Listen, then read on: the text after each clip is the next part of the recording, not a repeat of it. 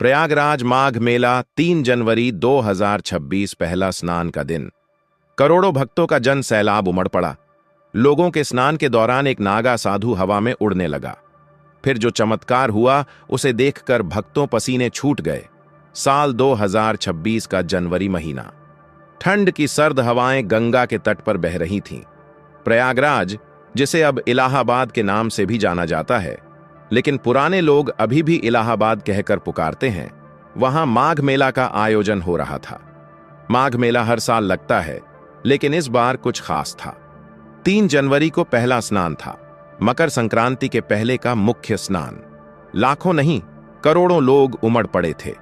गंगा, यमुना और सरस्वती का संगम, त्रिवेणी संगम, वह जगह जहां पाप धुलते हैं, जहां मोक्ष की प्राप्ति होती है। भक्तों, आधा अधूरा ज्ञान सुनना या छोड़ देना दुख और पाप का कारण बनता है। इसलिए इस घटना को अंत तक अवश्य देखें। अगर आप भी गंगा मां के सच्चे भक्त हैं तो इस वीडियो को लाइक करके चैनल को सब्सक्राइब जरूर करें और कमेंट में हर हर गंगे जरूर लिखें। तो चलिए बिना किसी विलंब के शुरू करते हैं। मैं मुकेश कुमार, एक साधारण पत्रकार जो लखनऊ से आया था समाचार के लिए कवरेज करने। मेरी उम्र 35 साल और मैंने कभी ऐसा जनसैलाब नहीं देखा। सुबह के 4 बजे से ही लोग लाइन में लगे थे। टेंट शहर बसा हुआ था। अखाड़ों के साधु, नागा बाबा, योगी, सन्यासी सब अपने अपने कैंप में। ठंड इतनी कि हड्डियां कांप रही थीं, लेकिन भक्ति का जोश ऐसा कि कोई ठंड महसूस नहीं कर रहा था। संगम के घाट पर खड़े होकर मैं सोच रहा था, यहां क्या क्या चमत्कार देखने को मिलते हैं। लोग कहते हैं कि सच्ची भक्ति से कुछ भी हो सकता है, लेकिन मैं तो रैशनल हूं, विज्ञान में विश्वास करता हूं। फिर भी मेला की रौनक में खो गया था। कैमरामैन मुकेश मेरे साथ था।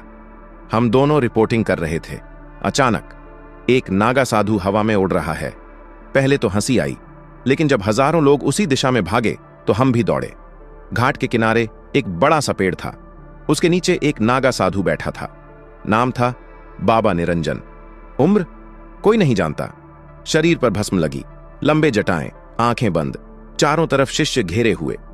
लोग कहते थे कि बाबा निरंजन हिमालय से आए हैं, सालों से तपस्या कर रहे हैं।